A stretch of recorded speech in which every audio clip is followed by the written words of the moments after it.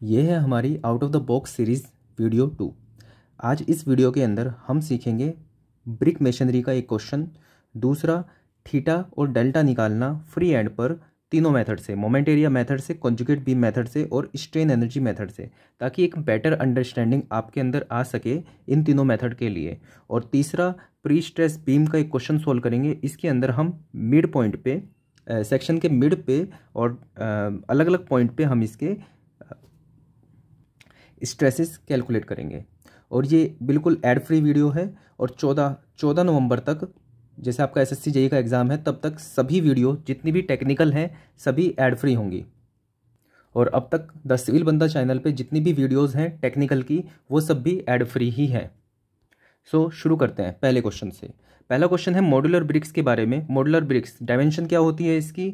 19 × 9 centimetre. लेकिन जब इसको मशीनरी में हम यूज़ करते हैं तो मोर्टार भी इसके अंदर आ जाता है, तो तब इसकी डायमेंशन हम मानते हैं 20 × 10 सेंटीमीटर। अब इसको कहने लगते हैं हम नॉमिनल ब्रिक। अब उसने क्वेश्चन में क्या बोला है? क्वेश्चन में बोला है कि 1 मीटर क्यूब ब्रिक मशीनरी है, मतलब ये 1 मीटर क्यूब है, इसके अंदर ब्रिक लगी हुई है, ठीक है। और ब्रिक लगने के साथ साथ कुछ मोर्टार भी होगा इसके बीच में यहाँ पे, तभी वो ब्रिक जोड़ी रहेगी। तो 1 मीटर क्यूब जो टोटल दे रखा है, उसने पूछा है कि इसके अंदर ब्रिक्स कितनी लगी हुई है। तो क्वेश्चन है ये कि ब्रिक कितनी लगी हुई है, तो मोर्टार जो होगा उसको अगर जो हमने हटा दिया तो हम ब्रिक निकाल लेंगे। तो करेंगे कैसे, अप्रोच क्या होगी वो देखते हैं। अब समझो कि मान लो ये 1 मीटर क्यूब, इसके अंदर ब्रिक होंगी प्लस इसके अंदर मोर्टार होगा। हमसे पूछा है कि कितनी ब्रिक इसके अंदर होगी। अगर सिर्फ ये ब्रिक होती इसके अंदर, टोटल मोर्टार ना होता, तो कितनी ब्रिक होती? तो हम सीधा निकाल सकते थे कि 1 मीटर क्यूब हमारे पास है और ब्रिक का अगर जो साइज़ है 19 × 9 × 9, तो उससे हमारे पास टोटल ब्रिक आ जाती। लेकिन यहाँ पर जो 1 मीटर क्यूब है, उस 1 मीटर क्यूब के अंदर ब्रिक भी है और मोर्टार भी है। तो हम क्या करें कि अगर हम मोर्टार निकाल लें कि इसके अंदर मोर्टार लगा कितना हुआ है, उसको 1 मीटर क्यूब से माइनस करें, तो हमारे पास पता चल जाएगा कि ब्रिक कितने वॉल्यूम में है। और उसको जब 19 × 9 × 9 से डिवाइड कर देंगे तो हमारे पास आ जाएगी टोटल ब्रिक। सो ये हम कॉन्सेप्ट यहाँ पे यूज़ करने वाले हैं। तो अब पहले निकालते हैं मोर्टार कितना है। तो ये समझो कि जो ब्रिक होती है उसकी डायमेंशन तो 19 × 9 × 9 सेंटीमीटर है, मतलब लेंथ 19 है, अंदर 9 है, ठीक है, और डेप्थ भी 9 है इसकी, ठीक है। 19 × 9 × 9 सेंटीमीटर है। अब इसके अंदर जब मोर्टार ऐड कर देते हैं हम इसके अंदर, तो इसकी डायमेंशन हो जाती है 20 × 10 × 10। तो समझ में आ रहा है ये चीज़ कि ब्रिक थी इतनी, मोर्टार ऐड हो गया इतना, तो एक ब्रिक के अंदर कितना मोर्टार यूज़ हुआ हमारा? तो इन दोनों को माइनस करेंगे तो 20 × 10 × 10 माइनस 19 × 9 × 9 सेंटीमीटर क्यूब। तो हमारे पास पता चल गया कि एक ब्रिक के अंदर कितना मोर्टार है, ठीक है। तो इसको सोल्व करते हैं। 461 सेंटीमीटर क्यूब। अब सेंटीमीटर क्यूब है, इसको मीटर में चेंज कर लेते हैं। तो 1 सेंटीमीटर में होता है 100 मीटर, तो 100 × 100 × 100 इतने से डिवाइड करेंगे तो हमारे पास ये आ जाएगा मीटर क्यूब में। अब समझो कि एक ब्रिक में तो इतना है। अब ये समझो कि मान लो कि मोर्टार के साथ जो ब्रिक थी उसकी डायमेंशन थी 20 × 10 × 10, ये हमें पता है। और टोटल कितना एरिया है, कितना वॉल्यूम है? 1 मीटर क्यूब। तो हम यहाँ से निकाल सकते हैं कि मोर्टार से जुड़ी हुई ब्रिक कितनी है। तो यहाँ पे देख सकते हैं हम 1 मीटर क्यूब टोटल वॉल्यूम है, मोर्टार से जुड़ी हुई ब्रिक कितनी है? 20 × 10 × 10। ये मोर्टार के साथ ब्रिक की डायमेंशन है। तो इससे हमारे पास आएगा 1 मीटर को सेंटीमीटर में करेंगे कन्वर्ट, 100 × 100 × 100 सेंटीमीटर क्यूब अपॉन 20 × 10 × 10। जब इसको डिवाइड करेंगे तो आ जाएगा 500। तो हमारे पास आया 500 ब्रिक्स विद मोर्टार, ठीक है। अभी हम कैलकुलेट कर चुके हैं कि एक ब्रिक के अंदर जो मोर्टार है वो है इतना, तो 500 ब्रिक्स में कितना होगा? × 500। तो हमारे पास मोर्टार का वॉल्यूम आ गया 500 × 461 अपॉन 100 × 100 × 100 मीटर क्यूब। तो ये कितना आ गया? 0.2305 मीटर क्यूब। ये आपको याद भी रखना है, बाकी लास्ट में बता दूँ मैं आपको याद क्या क्या चीज़ें रखनी है। तो अभी हमें समझ में आया कि हमारे पास जो 1 मीटर क्यूब ब्रिक मशीनरी थी उसके अंदर जो मोर्टार है, हमारा मोर्टार है 0.2305 मीटर क्यूब। इतनी बात समझ में आई। क्वेश्चन में ये गिवन है कि 20% of volume of mortar lost in joint, मतलब जॉइंट के अंदर 20% मोर्टार और आ गया था। तो मतलब जितना मोर्टार था उससे 20% ज़्यादा मोर्टार और था वहाँ पे। तो मतलब अगर जो जैसे हमसे पूछें कि आपके पास 100 रुपये हैं, आपके पास 100 रुपये हैं, आपके पास 20% रुपया और आ गया, तो आप क्या करोगे? 1.2 ठीक है। पूछा 30% ज़्यादा आ गया तो इंटू 1.3, ठीक है। पूछा 5% ज़्यादा आ गया तो इंटू 1.05। बात समझ में आई? 20% तो 20/100 करेंगे और इसको 1 से ऐड कर देंगे, ठीक है। तो यहाँ पे आ जाएगा 1.2 इंटू 0.2305। तो ये आ गया हमारे पास 0.2766 मीटर क्यूब।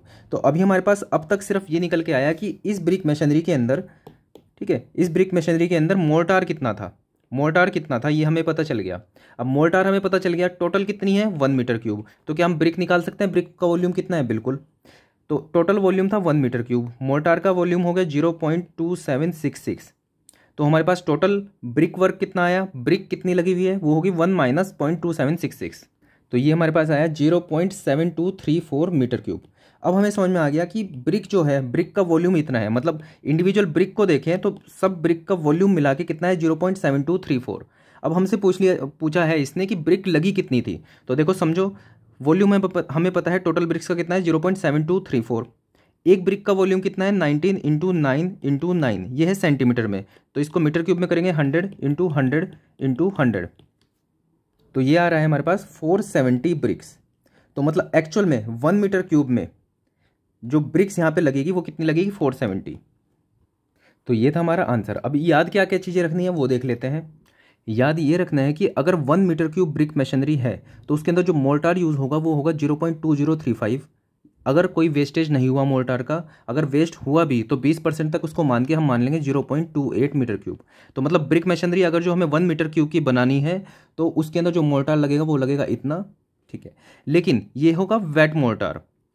वेट मोर्टार ये है, जैसे मान लो हमारे पास मोर्टार क्या है, सीमेंट है, सैंड है, पानी, उसका वॉल्यूम था ये, ठीक है। नहीं सॉरी, सीमेंट और सैंड है, उसका वॉल्यूम था ये। जब इसके अंदर पानी मिला के इसको जोड़ देंगे तो हमारे पास वॉल्यूम आ जाएगा इतना, ठीक है, क्योंकि वो कॉम्पैक्ट हो जाएगा। तो हमें बता दिया 0.2035 हमारे पास वॉल्यूम इतना है। लेकिन एक्चुअल में हमने मिलाया कितना था, वो मिलाया था इतना। तो वो कितना होता है, वो इसका 1.25 टाइम होता है, मतलब 25% इससे ज़्यादा होता है। तो एक्चुअल में हम मिलाएंगे कितना, देखो ये तो है मिलने के बाद, पानी वानी मिलाने के बाद जो हमारे पास मोर्टार बन गया वो इतना है। लेकिन एक्चुअल में हमने मिलाया कितना था, इतना। कितना, 1.25 इंटू 0.2035, ये हमारे पास आता है 1.25 से 0.25 से 0.345 तक। तो फिर से समझे इसको, तो 1 मीटर क्यूब ब्रिक मशीनरी के लिए 0.2035 मीटर क्यूब हमें मिलाना पड़ेगा मोर्टार। और एक्चुअल में कितना होगा वो मोर्टार, 0.28, जो सूखा वाला मोर्टार होगा, ठीक है। तो इसको ऐसे भी समझ सकते हैं कि पूरा 1 मीटर क्यूब में 28% सिर्फ मोर्टार होगा, बाकी ब्रिक्स होंगी। नेक्स्ट क्वेश्चन पे आते हैं। मान लो हमारे पास पैराबोलिक टेंडन डला हुआ है प्री स्ट्रेस का, उसके अंदर जो प्री स्ट्रेस है वो है 1620 किलो न्यूटन। लाइव लोड और डेड लोड जो है इसके ऊपर इंक्लूडिंग है 45 किलो न्यूटन पर मीटर। हमसे पूछा है स्ट्रेस एट बॉटम फाइबर बता दो मिड स्पैन पे, मतलब यहाँ से यहाँ पे आओ मिड स्पैन पे, और यहाँ पे भी बॉटम फाइबर पे बता दो। ऊपर का भी निकालेंगे, नीचे का भी निकालेंगे, ठीक है। जहाँ का भी निकालना होगा वो हम सीख लेंगे कैसे निकालते हैं। तो समझते हैं इसको क्या हो रहा है यहाँ पे। मान लो आपके पास नॉर्मली जब कोई बीम होता था और फिर वो ऐसे बेंड करता था तो नीचे आती थी टेंशन, ऊपर आती थी कंप्रेशन। कंप्रेशन की कोई दिक्कत नहीं है, कंप्रेशन में कंक्रीट जो होता है झेल लेता है कंप्रेशन को, कंक्रीट जो होता है। लेकिन नीचे जो आ रही थी टेंशन आ रही थी, ठीक है। इसके लिए हमने क्या डाला था, स्टील भी डाला था ताकि ये टेंशन को झेल सके। लेकिन ऐसा हो कि बहुत ज़्यादा यहाँ पर कंप्रेशन लोड आ जाए तो हम यहाँ पे ज़्यादा स्टील नहीं डाल सकते क्योंकि ये हो जाएगा ओवर इन्फोर्स। तो हमने क्या किया यहाँ पे जो स्टील डाला, स्टील को यहाँ से ऐसे दबा के डाला, मतलब स्टील को ऐसे खींच के डाला, तोड़ा यहाँ से तो ये दब गया नीचे से, तो यहाँ पे कंप्रेशन आ गई इसके अंदर। पहले क्या हो रहा था कि लोड उसके ऊपर पड़ा था तो नीचे जो हो रही थी यहाँ पर टेंशन आ रही थी, इस टेंशन को रोकने के लिए हमने ये लगा दिया था। लेकिन अब क्या है, इस टेंशन को ख़त्म करने के लिए हमने क्या कर दिया, नीचे से दबा ही दिया इसको पहले से। तो यहाँ पे जो टेंशन आ रही थी और हमने ऐसे इसका ऐसे दबा देंगे हम, तो यहाँ से टेंशन का ये कंप्रेशन बन जाएगा। सिंपल सी बात है, टेंशन आने की वजह से ये ऐसे खींच रहा था आगे की साइड, इस साइड से हमने इसको ऐसे ही ऐसे कंप्रेस कर दिया यहाँ पे, ठीक है। तो ये जो इसका इफेक्ट था टेंशन वाला वो खत्म हो जाएगा। तो कर तो हम यहाँ पे ये रहे हैं। तो अभी समझो कि गेट का क्वेश्चन ये है, इसके 4 ऑप्शन थे। अब यहाँ पे तो आप देख के बता ही नहीं सकते कि यहाँ पे कंप्रेशन आएगी कि टेंशन। आप ये सोच सकते हो कि जब यहाँ पे लोड पड़ेगा तो नीचे टेंशन आएगी, लेकिन ऐसा भी हो सकता है सिर्फ ये इस लोड की वजह, इस प्री स्ट्रेस बार की वजह से यहाँ पे कंप्रेशन आनी स्टार्ट हो जाए। तो देखो कमाल क्या हुआ कि यहाँ पे टेंशन आनी थी और इस कंप्रेशन बार की वजह से यहाँ पे इस टेंडन बार की वजह से यहाँ पे कंप्रेशन भी आ सकती है। तो यहाँ पे कंप्रेशन आएगी कि टेंशन आएगी वो देखते हैं क्या हुआ। तो मान लो कि एक तरह से टेंडन बार भूल जाओ कुछ भी, हमें यहाँ पे स्ट्रेस निकालनी है, ठीक है, टेन एन बार अभी नहीं है, तो हम क्या यूज़ करते हैं, M upon I is equal to sigma upon y. तो sigma is equal to M upon I into y. मतलब हम यहाँ पे स्ट्रेस निकालनी है कितनी है, तो उसके लिए हम क्या करेंगे, बेंडिंग मोमेंट निकालेंगे इस सेक्शन पे, वाई निकालेंगे कि ये न्यूट्रल एक्सिस से कितनी दूर है, और आई क्या है, इस सेक्शन का आई, सिंपल सी बात, ये निकाल लेते हैं पहले। तो उसके लिए एम चाहिए होगा हमें। अभी हम भूल गए कि पैराबोलिक बार यहाँ पे नहीं है, ठीक है। तो एम देखो कैसे निकलेगा, एम क्या होगा, सेंटर पे पूछा है तो सेंटर पे निकालने के लिए डब्ल्यू एल स्क्वायर बाई 8 होता है। अगर हमसे यहाँ पे पूछ लिया जाता तो यहाँ पे हम एम निकाल देते। कैसे निकाल देते, लोड था यहाँ पे, रिएक्शन आएगी, reaction into this minus UDL, लेकिन हमें पता है सेंटर पे कितना होता है, डब्ल्यू एल स्क्वायर बाई 8। तो एम निकालते हैं, डब्ल्यू कितना है 45, तो 45 इंटू 7300 मिलीमीटर है तो मीटर में कर देंगे, 7.3 का होल स्क्वायर अपॉन 8। तो एम आ जाएगा हमारे पास 299.76 किलो न्यूटन मीटर। देखो किलो न्यूटन मीटर में आया क्योंकि ये किलो न्यूटन में था और ये मीटर में हमने डाला, तो एम तो आ गया 299.76। तो यहाँ पे सिग्मा जब हम निकालेंगे वो होगा M upon I into Y, ठीक है। आई क्या होगा, आई सेक्शन के हिसाब से होता है कि इस सेक्शन का जो आई होगा वो क्या होगा, सेंटर के अबाउट, न्यूट्रल एक्सिस के अबाउट, वो क्या होगा, बी डी क्यूब बाई 12, ठीक है। तो बी डी क्यूब बाई 12 क्या होगा, बी क्या है 500, डी क्या है 750 का होल क्यूब अपॉन 12। तो हमारे पास आई भी पता है, वाई क्या है, न्यूट्रल एक्सिस से निकालना कहाँ है पे, यहाँ पे निकालना है, तो वाई डिस्टेंस हो गई ये। मान लो यहाँ पे निकालना होता तो वाई डिस्टेंस हो जाती है, ठीक है। तो उसने पूछा है इस जगह पे एक्सट्रीम पे बता दो, तो ये डिस्टेंस कितनी होगी, ये टोटल 750 है, तो इसका आधा 750/2, तो यहाँ पे आ जाएगा M upon I into y. Simple सी बात है, इतना हम समझ गए, इसको निकाल के रख लेते हैं। तो वैल्यू पुट कर देंगे, मोमेंट की वैल्यू है 299.76। देखो 1 किलो न्यूटन मीटर में है, तो किलो न्यूटन को न्यूटन में कन्वर्ट करेंगे तो 10⁻3, मीटर को मिलीमीटर में करेंगे तो 10⁻3, तो यहाँ पे 10⁻6 करेंगे। तो मतलब किलो न्यूटन मीटर को हम जब न्यूटन मिलीमीटर में करेंगे तो आएगा ये। हम यहाँ पे जो स्ट्रेस निकाल रहे हैं वो न्यूटन पर मिलीमीटर स्क्वायर में निकाल रहे हैं, तो इसलिए फोर्स को हम न्यूटन में रखेंगे और डायमेंशन को हम मिलीमीटर में रखेंगे। तो यहाँ पे आ गया 6.395। आगे समझो कि कंप्रेशन जो है वो पॉजिटिव हम लेते हैं, टेंशन हम लेते हैं नेगेटिव इसके आरसीसी के अंदर। तो देखो इस पॉइंट पे इस लोड की वजह से ये इस तरह से करेगा, तो नीचे की साइड है टेंशन, तो यहाँ पे क्या आ रही है टेंशन, तो ये आएगा माइनस में। अब इतना हमें समझ में आ गया।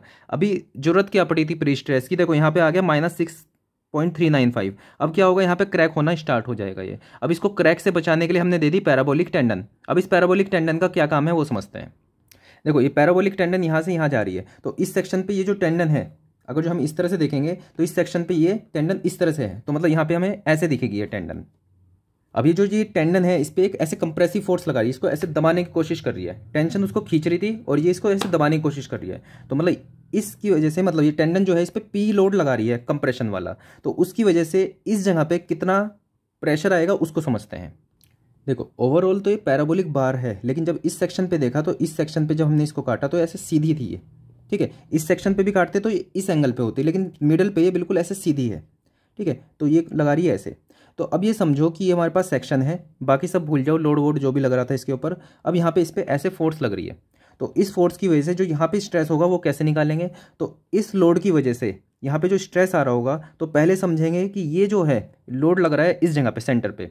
अब इस यहाँ पे लग रहा है लोड और ये है टोटल एरिया, तो पहला तो हो जाएगा P/A, मतलब पूरे उस पर कंप्रेसिव फोर्स आ रही है, ठीक है। प्लस अब इस लोड की वजह से, अब ये समझो कि ये लोड हमने यहाँ पे मान लिया, लेकिन इस लोड की वजह से ये वाई डिस्टेंस पे लग रहा था यहाँ पे, तो उसकी वजह से मोमेंट भी आ रहा है, इसको ई मान लो। तो मतलब ऐसे कुछ इस पर मोमेंट भी लग रहा है इस लोड की वजह से, ठीक है। तो मतलब पहले तो हमने क्या किया, इस लोड का इम्पैक्ट देखा कि ये ऐसे लोड लग रहा है तो पूरे पे कंप्रेसिव फोर्स आ रही है, लेकिन ये इस डिस्टेंस पे लग रहा है न्यूट्रल एक्सिस, तो यहाँ पे एक मोमेंट भी दे रहा है। तो देखो इस साइड लग रहा है तो न्यूट्रल एक्सिस की उसी साइड लेंगे तो कंप्रेशन आएगा, इस साइड पूछेंगे तो टेंशन आएगा। तो मतलब न्यूट्रल एक्सिस के जिस साइड लग रहा है लोड, तो उसी साइड अगर जो हम देखेंगे तो कंप्रेशन आएगा, उससे अपोजिट साइड देखेंगे तो टेंशन आएगा। तो अगर हमें चाहिए कि हम यहाँ पे स्ट्रेस निकाल दें या फिर यहाँ पे स्ट्रेस निकाल दें, उसके लिए हम क्या करेंगे, ये जो एम लग रहा है एम, और ये जो m लग रहा है ये कितना है, ये m है कितना, देखो लोड इंटू डिस्टेंस, ये होता है m, तो ये हो जाएगा p इंटू ई। तो m जो हमारे पास लग रहा है वो लग रहा है p upon I into Y, जो कि हमें पता ही था, हमेशा से हम ऐसे ही करते हैं, पीछे भी हमने यही किया, m upon I into Y stress निकालने के लिए। तो m कितना है PE, ठीक है। i कितना है पता है, लग कहाँ पे रहा है, हमने एक्सट्रीम पे पूछा है तो y है यहाँ पे। अगर हमसे पूछता है यहाँ पे तो ये हो जाता है e, तो यहाँ पे PE स्क्वायर अपॉन आई हो जाता। हमसे पूछा है एक्सट्रीम पे तो PE upon I into Y, Y कितना है इतना डिस्टेंस, सिंपल सी बात है। तो P कितना है हमें पता है 1620, तो 1620 इसको हम न्यूटन में लेंगे तो इंटू 10³ अपॉन एरिया। एरिया कितना है 750 into 300, is it right? 750 into 500, sorry 750 into 500 plus P कितना है 1620, दोबारा से 10³ से मल्टीप्लाई करेंगे इंटू ई कितना है, ई क्या है मोमेंट जो जनरेट हो रहा था इसकी वजह से, यहाँ पे लोड लग रहा है न्यूट्रल एक्सिस से कितनी दूरी पे, ई डिस्टेंस पे, कितनी पे 145 पे, तो 145 अपॉन आई कितना है, आई है 750 इंटू 500 का होल क्यूब बाई 12, हमने पहले भी देखा था 750 इंटू 500 का होल क्यूब अपॉन 12 इंटू ये देखो ये हमें निकालना कहाँ पे, इस जगह पे, तो हम वही डिस्टेंस लेंगे, कितनी है डिस्टेंस, कितनी है 750/2, 750/2, तो सिर्फ प्री स्ट्रेस की वजह से कितना है 4.32 प्लस 5.0112, ये कितना हो गया 9.33 MPa। अब समझो कि सिर्फ लोड की वजह से जब लोड ऊपर से पड़ रहा था तो नीचे की साइड जो टेंशन आ रही थी वो कितनी आ गई थी माइनस का 6.395, लेकिन जब हमने प्री स्ट्रेस से उसको ऐसे दबाया तो कंप्रेशन उसने कितना दिया 9.33, तो टोटल नीचे वाले एंड पे जो हमारे पास कंप्रेशन आया वो कितना आया 9.33 माइनस टेंशन कितना था, टेंशन था 6.395 माइनस 6.395, ये कितना हो गया 2.93 कंप्रेशन। तो अभी यहाँ पे देखो कि वैसे टेंशन आनी चाहिए थी लेकिन यहाँ पे आ गई क्या कंप्रेशन, किसकी वजह से, प्री स्ट्रेस की वजह से। आगे बढ़ते हैं, तो यहाँ पे हमें डिफ्लेक्शन निकालना है और स्लोप निकालना है फ्री एंड पे मोमेंट एरिया मेथड से, कॉन्जुगेट बीम मेथड से और स्ट्रेन एनर्जी मेथड से। हमें पता है कि अगर जो एंड पे हम स्लोप निकालते हैं वो आता है पी एल, अगर यहाँ पे पी लोड लगा है और ये एल इसकी लेंथ है, PL²/2EI और डेल्टा था PL³/3I। ये हमें रिजल्ट याद है। अब देखते हैं तीनों से आंसर सही आ रहा है क्या। तो सबसे पहले यूज़ करते हैं मोमेंट एरिया मेथड। तो पहले समझते हैं स्लोप हम कौन सा देख रहे हैं। तो बी पॉइंट का स्लोप निकालना है किसी के रेस्पेक्ट में, जैसे अगर हम ए के रेस्पेक्ट में निकाले तो ए तो देखो सीधी लाइन है, यहाँ पे ए पे जो स्लोप है वो है 0 डिग्री, ठीक है, और ये सीधी लाइन है। अब बी का स्लोप ए के रेस्पेक्ट में, मतलब बी पे टेंजेंट मारी और देखा ये जो है ये θ/b मतलब बी का स्लोप ए के रेस्पेक्ट में, ठीक है। तो हमने पूछा ये, तो इससे हमारे पास निकल के आया ये वाला स्लोप, सिंपल सी बात। अगर हम सी के रेस्पेक्ट में देखें बी का स्लोप तो क्या होगा ये वाला, तो θ/CA, theta of B with respect to C. थोड़ा सा फील कर लो इसको स्लोप को, जैसे पहले सीधी थी ये, ठीक है, सीधा बीम था, जब इसे मुड़ना स्टार्ट हुआ तो जब बिल्कुल एंड के रेस्पेक्ट में देखेंगे इसको स्लोप को तो ये ज़्यादा मुड़ा दिखेगा। तो मतलब देखो ये θ/BA इतना है, ठीक है, लेकिन अगर थोड़ा सा पहले वाले पॉइंट पे देखेंगे तो वो उतना नहीं मुड़ा। देखो यहाँ पे सिंपल था, सीधा था, उसके थोड़ा सा मुड़ा, थोड़ा सा मुड़ा और मुड़ा, ऐसे मुड़ता हुआ बहुत ज़्यादा मुड़ गया, ठीक है। तो हम सी पे देखें तो सी पे इतना है, ठीक है, ए पे क्या है सीधा, तो ए के रेस्पेक्ट में देखा तो बहुत ज़्यादा है, सी के रेस्पेक्ट में देखा थोड़ा कम है। सिंपल सी बात कि बी का स्लोप सी के रेस्पेक्ट में, सी के रेस्पेक्ट में जो स्लोप है इसका थोड़ा कम है। अगर यहाँ पे देखेंगे तो यहाँ पे थोड़ा सा उसका ज़्यादा हो जाएगा, ऐसे ही ए पे सबसे ज़्यादा स्लोप होगा इसका, मतलब बी का स्लोप ए के रेस्पेक्ट में सबसे ज़्यादा होगा। तो हमें देखना है स्लोप हॉरिजॉन्टल की टर्म में, मतलब पहले 0 था तो अब कितना वो मुड़ गया इसके बारे में। तो हमें निकालना है θ/BA, not θ/CA, sorry θ/BC। तो मोमेंट एरिया मेथड क्या कहता है डिफ्लेक्शन और थीटा निकालने के लिए कि मान लो आपके पास कोई बीम है, उस पर कोई भी लोडिंग है, तो पहले इसका बेंडिंग मोमेंट डायग्राम ड्रॉ कर लो आप। तो बेंडिंग मोमेंट डायग्राम ड्रॉ करना बहुत इजी, यहाँ पे P है, यहाँ पे जो बेंडिंग मोमेंट डायग्राम हो जाएगा वो PL हो जाएगा और उसको हम इस तरह से ट्रायंगल यहाँ पे आ जाएगा, इतना हमें पता है। उसके बाद क्या करो EI से डिवाइड कर दो, मतलब बीम के अंदर जो यहाँ पे E है और I है, यहाँ पे ये है, यहाँ पे EI जो है यहाँ पे 2EI है। तो इसको आपको क्या करना पड़ेगा, यहाँ तक मान लो यहाँ तक आपका EI है, यहाँ पे 2EI है, तो इसको आपको बेंडिंग मोमेंट डायग्राम को EI से डिवाइड करना पड़ेगा। तो जैसे आप अगर जो यहाँ पे करोगे तो ये PL था, यहाँ तक आने में ये आपका हो गया था, देखो ये हो गया था यहाँ पे PL/2, ठीक है, यहाँ पे EI है तो EI से डिवाइड कर दिया। लेकिन जब इससे आगे बढ़ेंगे तो यहाँ पे 2EI है, तो मतलब यहाँ पे और कम हो जाएगा, यहाँ पे हो जाएगा PL/4EI और आगे इस तरह से ट्रायंगल जाएगा, सिंपल सी बात। लेकिन अगर पूरे उसमें EI ही है तो बिल्कुल इस तरह से ही चलेगा और यहाँ पे PL/EI होगा, यहाँ पे PL/2EI होगा, यहाँ पे 0 होगा, सिंपल। तो अभी हमारे पास सिंपल केस है, पूरे बीम का EI जो है सेम है। तो ये बना लिया हमने M/EI डायग्राम। पहले M डायग्राम निकाला, उसके बाद EI से डिवाइड कर दिया तो हमारे पास आ गया M/EI डायग्राम। अब अगर जो हमें θ/BA चाहिए कि मतलब θ/B निकालना है A के रेस्पेक्ट में, मतलब θ/BA हमें चाहिए, तो क्या करेंगे B पॉइंट और A पॉइंट इसके बीच का जो एरिया होगा वही हमें देगा θ/BA। अगर हमें चाहिए होता कि theta B with respect to C, तो हम यहाँ पे सी पॉइंट होता तो इसके बीच का एरिया हम निकाल लेते, तो हमारे पास आ जाता थीटा बी सी। तो हमने पहले देखा था कि बी सी कम था, बी ए ज़्यादा था, तो देखो बी सी का एरिया भी कम आ रहा है, बी ए का एरिया ज़्यादा है, मतलब यहाँ तक स्लोप जो था इतना चेंज हुआ था, और अगर पूरा देखें हम ए से लेके बी तक तो स्लोप इतना चेंज हुआ। सिंपल सी बात है, हमें चाहिए पूरा स्लोप कितना चेंज हुआ, तो हम इसके अंदर पूरा एरिया निकालेंगे। तो इस मोमेंट एरिया मेथड के डेफिनेशन के अकॉर्डिंग थीटा बी ए जो होगा वो क्या होगा, बी और ए के बीच का जो एरिया होगा मोमेंट एरिया डायग्राम अपॉन ई आई का जो एरिया होगा वो होगा हाफ इंटू इस ट्रायंगल का एरिया पी एल अपॉन ई आई इंटू एल। तो ये हमारे पास हो जाएगा P L square upon 2EI। ठीक है, तो थीटा बी हमारे पास P L square upon 2EI ही होता है इस केस में, तो हमने थीटा तो चेक कर लिया। अब बात आती है डेल्टा की। तो डेल्टा भी हम रेस्पेक्ट में निकालते हैं, जैसे delta B with respect to A, मतलब बी का डेल्टा निकाल दो ए के रेस्पेक्ट में। तो देखो बी है यहाँ पे, अब ए पॉइंट पे हम टेंजेंट मारेंगे, अब यहाँ से यहाँ तक का डिस्टेंस जो होगा इसको हम कहेंगे डेल्टा बी ए। अब इसको ये समझो कि अगर जो डेल्टा सी है क्या है, यहाँ से ये टेंजेंट मारो सीधी, जैसे हमें चाहिए डेल्टा बी सी, मतलब बी डेल्टा बी निकालना है हमें विद रिस्पेक्ट टू सी, तो बी पे हमें निकालना है, तो बी पे सीधी लाइन, सी से निकालना है रेस्पेक्ट में, सी से टेंजेंट मारी। अब यहाँ से जो ये वाला डिस्टेंस होगा बी से इस टेंजेंट तक का जो डिस्टेंस होगा ये हमारे पास होगा डेल्टा बी सी।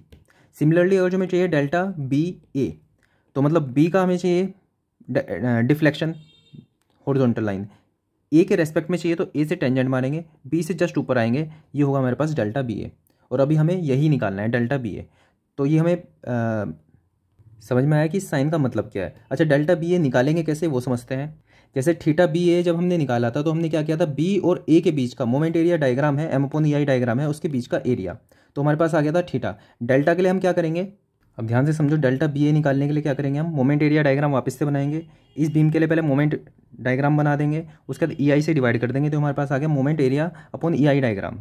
अब इसका एरिया देखो बी और ए के बीच में चाहिए, तो बी और ए के बीच का एरिया, तो ये एरिया चाहिए हमें, तो ये एरिया कितना है, हाफ इंटू एम अपॉन ई आई इंटू एल।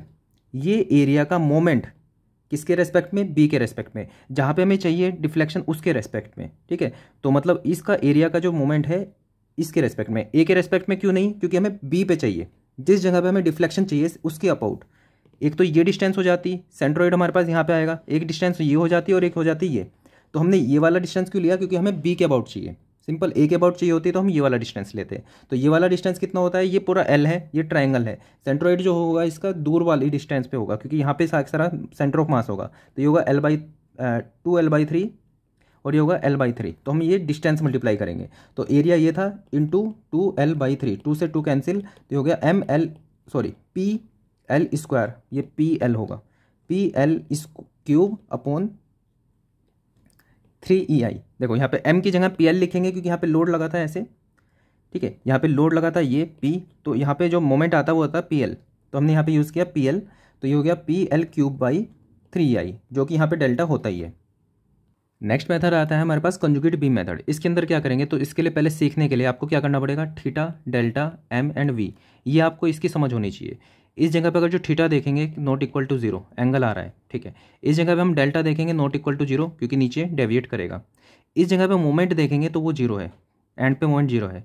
यहाँ पे शेयर फोर्स देखेंगे वो भी 0 है, सिंपल। ठीक है, इस पॉइंट पे देखो, इस पॉइंट पे थीटा 0 है, डेल्टा 0 है, एम यहाँ पे कुछ आएगा, क्योंकि यहाँ पे लोड मान लो लगा, तो यहाँ पे एम आएगा, तो M is not equal to 0। यहाँ पे वी होगा, बिल्कुल होगा, यहाँ पे शेयर फोर्स भी होगी, यहाँ पे लोड लगाया तो यहाँ पे शेयर फोर्स आएगी, तो V is not equal to 0। तो आपको ये चीज़ें देख के समझ में आनी चाहिए कि इन सब की वैल्यू, जैसे इस जगह पे आपसे पूछे थीटा 0 है कि नहीं है, नहीं है, क्योंकि यहाँ पे एंगल आएगा। डेल्टा 0 है क्या, यहाँ पे डेल्टा 0 है, क्योंकि ये नीचे ऊपर नहीं जा रहा है, यहाँ पे डेल्टा नहीं आ रहा। इस जगह पे देखेंगे यहाँ पे डेल्टा है, बिल्कुल है, यहाँ पे थीटा 0 है, थीटा 0 है यहाँ पे। ठीक है, यहाँ पे वी पूछे अगर जो शेयर फोर्स है कि यहाँ पे लोड अगर जो लगा तो यहाँ पे शेयर फोर्स आएगी। यहाँ पे बेंडिंग मोमेंट पूछे, बेंडिंग मोमेंट 0 है क्या, देखो यहाँ पे हिंज है, ये यहाँ पे घूम पा रहा है, तो यहाँ पे बेंडिंग मोमेंट जो क्या होगा, 0 होगा यहाँ पे। तो आपको ये देख के समझ में आ रहा है, तो आप कॉन्जुगेट बीम मेथड आराम से समझ पाओगे। तो कॉन्जुगेट बीम मेथड के लिए सबसे पहले हम क्या करेंगे, ये जो लोड लगाया है इसके लिए हम बेंडिंग मोमेंट डायग्राम बना देंगे। तो बेंडिंग मोमेंट डायग्राम क्या बनेगा, ये बनेगा। ठीक है, उसके बाद बेंडिंग मोमेंट डायग्राम बन गया ये।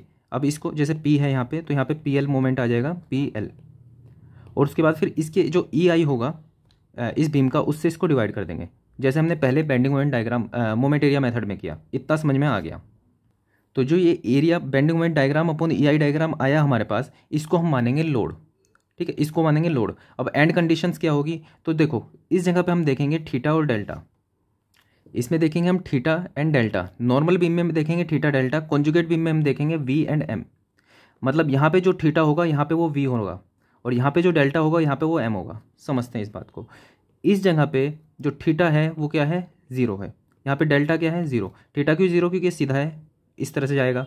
डेल्टा क्यों 0, क्योंकि ऊपर नीचे नहीं जा रहा, इस तरह से जा रहा है। तो यहाँ पे थीटा 0 है, डेल्टा 0 है। तो हम यहाँ पे इस तरह का एंड कंडीशन लगाएंगे कि यहाँ पे थीटा भी 0 हो, V भी 0 हो और M भी 0 हो। देखो थीटा यहाँ पे V को रिप्रेजेंट करेगा, डेल्टा यहाँ पे M को रिप्रेजेंट करेगा। तो यहाँ पे थीटा 0 है तो यहाँ पे V 0 होना चाहिए, यहाँ पे डेल्टा 0 है तो यहाँ पे M 0 होना चाहिए। अब V भी 0 है, M भी 0 है, तो मतलब यहाँ पे फ्री एंड है। अभी हमने देखा था जब इस तरह से बीम था तो यहाँ पे V 0 था और M 0 था एंड पे, तो हम यहाँ पे फ्री एंड रखेंगे। इस जगह पे देखते हैं, यहाँ पे थीटा और डेल्टा देखते हैं। यहाँ पे थीटा आएगा, बिल्कुल आएगा, नॉट इक्वल टू 0, क्योंकि ये इस तरह से घूमेगा।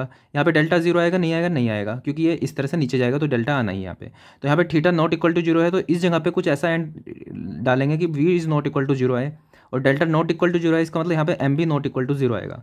तो मतलब ऐसी क्या कंडीशन डालें कि यहाँ पे V नॉट इक्वल टू 0 आए और M नॉट इक्वल टू 0 आए। तो मान लेते हमने लगा दिया ये, तो देखा हमने कि V नॉट इक्वल टू 0 आ रहा, बात सही है। लेकिन M नॉट इक्वल टू 0 आ रहा है क्या, नहीं। यहाँ पे M इक्वल टू 0 आ रहा है क्योंकि हिंज है, तो यहाँ पे मोमेंट नहीं आएगा। तो हम ये वाला एंड नहीं लगा सकते। फिक्स्ड एंड लगा के देखते हैं कि यहाँ पे V नॉट इक्वल टू 0 है, बिल्कुल नहीं है, मतलब बिल्कुल है। और M नॉट इक्वल टू 0, बिल्कुल। यहाँ पे V की वैल्यू भी आएगी, M की वैल्यू भी आएगी। आई होप आप समझ रहे हो। तो पहले हमने क्या किया, इसका M अपॉन EI डायग्राम बनाया, वो आया इसका लोड। और उसके बाद हमने एंड कंडीशन देखी विद रेस्पेक्ट टू थीटा और डेल्टा। यहाँ पे जो थीटा डेल्टा था यहाँ पे वो V और M आ गया, उसके हिसाब से हमने बना दिया ये। तो हमारे पास एक बीम है जिसके ऊपर जो लोडिंग है वो ये लगी हुई है, जिसका एंड कंडीशन ये है। अब अगर हमें इसमें कहीं पे भी कुछ थीटा निकालना है या डेल्टा निकालना है, तो मतलब जैसे हमें यहाँ पे थीटा निकालना है, इस पॉइंट पे हमें थीटा निकालना है, इस पॉइंट पे हमें डेल्टा निकालना है, तो हम क्या करेंगे, इस पॉइंट पे एक्चुअल बीम में हमें थीटा निकालना है और डेल्टा निकालना है, तो हम कॉन्जुगेट बीम में आएंगे और यहाँ पे V और M की वैल्यू निकाल देंगे। तो जो इसमें V और M की वैल्यू होगी वही एक्चुअल वाले में थीटा और डेल्टा होगा। जैसे समझो इस बात को, एक एग्जांपल से समझाता हूँ। देखो जैसे हमें यहाँ पे इस पॉइंट पे थीटा और डेल्टा निकालना है, साफ बना लेते हैं थोड़ा। तो ये समझो ये है एक्चुअल बीम, ये है कॉन्जुगेट बीम। तो एक्चुअल बीम में थीटा और डेल्टा देखो, ठीक है। यहाँ पे थीटा कितना है, 0 है। यहाँ पे डेल्टा कितना है, 0। तो ये जो कॉन्जुगेट बीम होगा उसमें इस जगह पे V भी 0 होगा और M भी 0 होगा। क्या आप देख पा रहे हो कि अगर मान लो ये हमारे पास इस तरह से बीम आ गया, तो यहाँ पे V कितना है, 0, M कितना है, 0, साफ साफ पता चल रहा है, ठीक है। अगर हमसे पूछा कि इस जगह पे आप थीटा निकाल दो और डेल्टा निकाल दो, तो हम क्या करेंगे, कॉन्जुगेट बीम में आएंगे और इस पॉइंट पे V निकाल देंगे और M निकाल देंगे, वही हमारा थीटा और डेल्टा होगा। हमसे पूछा है कि इस पॉइंट पे थीटा और डेल्टा निकाल दो, तो हम क्या करेंगे, यहाँ पे आएंगे और यहाँ पे V और M की वैल्यू निकाल देंगे। सिंपल सा फंडा है। तो क्वेश्चन में पूछा है यहाँ पे थीटा निकाल दो, डेल्टा निकाल दो, तो थीटा निकालने के लिए हम इस पॉइंट पे निकालेंगे V की वैल्यू देखो, लोड कितना है, यहाँ पे लोड है कितना, PL अपॉन EI, यहाँ पे है, यहाँ पे 0 है और लेंथ इसकी L है। तो लोड कितना हुआ, half into PL upon EI into L, तो ये हो गया PL स्क्वायर अपॉन 2EI। तो ये हमारे पास VI, इस जगह पे हमने निकाला V, तो एक्चुअल में कितना होगा, थीटा। सिमिलरली यहाँ पे हमें निकालना है M। तो ये जो लोड है, लोड सेंट्रोइड पे लगेगा और इसको ऐसे घुमाएगा, बेंडिंग मोमेंट निकालना आई होप आप जानते होंगे एक ट्रायंगल के लिए। तो यहाँ पे जो M आएगा, M कितना आया, लोड जो है ये कितना है, PL square upon 2EI into moment इसके अबाउट, यहाँ पे निकालना है ना हमें M की वैल्यू, तो ये कितना है, ये होगा 2L अपॉन 3, ये होगा L/3, तो इंटू 2L/3, 2 से 2 कैंसिल, तो ये PL क्यूब अपॉन 3I। तो यहाँ पे हमारे पास M आया PL क्यूब बाई 3I, तो एक्चुअल में कितना होगा, यहाँ पे अगर जो हमारे पास M आया PL क्यूब अपॉन 3I, तो वो एक्चुअल बीम में वो डेल्टा रिप्रेजेंट करेगा, तो यहाँ पर हमारे पास डेल्टा आ गया PL क्यूब बाई 3I। तो ये हो गया हमारे पास कॉन्जुगेट मेथड से सॉल्व। अब देखते हैं स्ट्रेन एनर्जी मेथड। इन दोनों में ज़्यादा डिफरेंस नहीं है, लेकिन हम कास्टिग्लियानो मेथड यूज़ करते हैं। चलो यहाँ पे कास्टिग्लियानो मेथड यूज़ करने के लिए हम क्या करेंगे, पहले इसकी स्ट्रेन एनर्जी लिखेंगे, ठीक है। फिर कास्टिग्लियानो सेकंड थ्योरम का यूज़ करेंगे। कास्टिग्लियानो सेकंड थ्योरम कहती है del U by del P जो होता है वो डेल्टा के बराबर होता है, और del U by del M जो होता है वो थीटा के बराबर होता है। मतलब कि अगर आपको यहाँ पे डेल्टा चाहिए तो आपको बीम की स्ट्रेन एनर्जी लिखनी पड़ेगी, और उसके बाद जो लोड है जिसके नीचे हमें डेल्टा चाहिए उससे इसको डिफरेंशिएट करेंगे तो हमारे पास आएगा डेल्टा, सिंपल। अच्छा, अगर हमें यहाँ पे थीटा चाहिए तो हम क्या करेंगे, पूरी बीम में हम U स्ट्रेन एनर्जी लिखेंगे अपॉन, देखो यहाँ पे एंगल चाहिए, तो एंगल को लाने के लिए हम क्या करेंगे, मोमेंट, यहाँ पे एक सुपरफिशियल मोमेंट लगाएंगे। अगर हमें चाहिए डेल्टा तो हम यूज़ करेंगे पी, अगर हमें चाहिए थीटा तो हम यूज़ करेंगे एम। अभी हमें पता है यहाँ पे एम नहीं है, लेकिन हमें एक वर्चुअल एम मानना पड़ेगा, तो हम यहाँ मान लेंगे कोई एम है, और उसको फिर यू सोल्व करने के बाद हम एम से उसको डेरिवेट कर देंगे तो हमारे पास आ जाएगा थीटा। इसको एक्चुअल में सोल्व करते हैं। तो पहले हमें लिखनी है स्ट्रेन एनर्जी। स्ट्रेन एनर्जी लिखने के लिए हमें चाहिए एम एक्स, तो किसी भी डिस्टेंस पे एक्स डिस्टेंस पे हमें एम एक्स निकालना होगा, तो हम इस तरह से लिखेंगे एम एक्स, और यहाँ पे आएगा हमारे पास M x is equal to P into x, minus में आएगा, अभी माइनस छोड़ दो, सिर्फ पी एक्स मान लो। तो एम एक्स की वैल्यू आएगी पी एक्स, तो एम एक्स स्क्वायर की वैल्यू हमारे पास आएगी P x square d x upon 2EI। ठीक है, आगे चलो। अब हमें चाहिए डेल्टा, तो डेल्टा क्या करेंगे, del U by del P कर देंगे। अब del U by del P करेंगे तो हमारे पास क्या आएगा, 2mx del mx by del P D x upon 2EI। तो हमारे पास 2 से 2 कैंसिल, तो हमारे पास del U by del P, delta की वैल्यू हमारे पास आ जाएगी integration mx del mx by del P D x upon EI। ठीक है, mx की वैल्यू हमें पता है, mx की वैल्यू हमें पता है px। ठीक है, del mx by del P, मतलब mx की वैल्यू हमारे पास है px, del mx by del P करेंगे तो ये आ जाएगा कितना, x, p मतलब डेरिवेट करेंगे तो यहाँ पर कितना आ जाएगा, x, p के रेस्पेक्ट में कर रहे हैं क्योंकि, तो ये आ गया x integration D x upon EI। Integration कहाँ से करेंगे, 0 से, x की वैल्यू 0 से l तक, तो यहाँ से 0 से l हम इसको इंटीग्रेट करेंगे तो हमारे पास आएगा p x square d x का हो जाएगा x क्यूब अपॉन 3EI 0 से l, तो यह जाएगा P L cube upon 3I। तो डेल्टा तो हमारे पास P L cube by 3I आ गया। थीटा निकालते हैं, तो हमें पता है कि हमें अगर जो थीटा निकालना है तो हमें m के रेस्पेक्ट में करना पड़ेगा। तो देखो यहाँ पे p तो है लेकिन यहाँ पे कोई m नहीं है, तो हम मान लेंगे यहाँ पे m है, बाद में m की वैल्यू 0 रख देंगे। ठीक है, तो हमें x डिस्टेंस पे mx निकालना है, तो mx is equal to p into X plus ये मोमेंट, देखो दोनों मिलके इसको इस तरह से ही घुमा रहे हैं तो दोनों में सेम आएगा, तो पी एक्स प्लस एम यहाँ पे आ गया मोमेंट। तो सिंपल एम एक्स हमारे पास आ गया, ये del M x by del M हमारे पास हो जाएगा, देखो एम के रेस्पेक्ट में डिफ्रेंशिएट कर रहे हैं तो ये हो जाएगा 0 और ये हो जाएगा 1। ठीक है, तो हमारे पास एम एक्स आ गया, del M x by del M आ गया। तो थीटा के लिए क्या करेंगे, del U by del M करेंगे। यू निकालने के लिए integration M x square d x upon EI था, उसको डिफ्रेंशिएट किया तो M x del M x by del M d x EI। Value put करते हैं, एम एक्स की वैल्यू कितनी है, एम एक्स की वैल्यू है P x plus M, P x plus M, del M x by del M की value कितनी है 1, D x upon EI integration 0 से, देखो 0 से L तक जा रहा है, 0 से L डी एक्स। अच्छा m की वैल्यू कितनी है 0, ये तो हमने माना था, तो यहाँ पे 0 रख देंगे तो हमारे पास आ गया P x D x upon EI 0 से L, तो ये आ जाएगा हमारे पास p upon EI x square upon 2। ठीक है, तो हमारे पास आ गया P L cube P L square upon 2EI, 0 से L डालेंगे तो P L square by 2EI। तो थीटा भी हमारे पास P L square by 2EI आ गया, और डेल्टा हमारे पास आ गया था P L cube by 3I। So हमने तीनों मेथड से इसको सोल्व कर दिया है, तीनों में हमारे पास सेम वैल्यू आई। तो ये थी एक बेसिक अंडरस्टैंडिंग इन तीनों मेथड की, बाकी इनसे टफ क्वेश्चन भी सोल्व किए जा सकते हैं। So that's all for this video, thank you.